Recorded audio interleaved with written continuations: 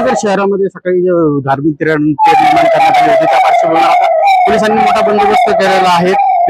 शहरामध्ये सध्या तणावपूर्ण वातावरण निर्माण झालेलं असलं तरी पोलिसांनी सगळी परिस्थिती जी आहे ती हाताळलेली आहे। पोलिसांनी सध्या अहिल्यानगर शहरातून जे आहे मुख्य मार्गावरून जे आहे पथसंचलन केलेलं आहे। पथसंचलनाच्या माध्यमातून जे आहे शहरात शांतता राखण्याचे जे काम आहे ते सुरू आहे। त्याचबरोबर सकाळपासून जे आहे दोन्ही समाजाचे जे ट्रस्टी आहेत, जे विश्वस्त आहेत, समाज बांधव आहेत, त्यांचे जे आहे त्यांची पूर्णपणे बैठक घेऊन दोन्ही समाजांना समजवण्याचा प्रयत्न केलेला आहे। त्याचबरोबर धार्मिक जे आहे शांतता राखण्याचं जे आव्हान आहे ते पोलिसांकडून करण्यात आलेलं आहे।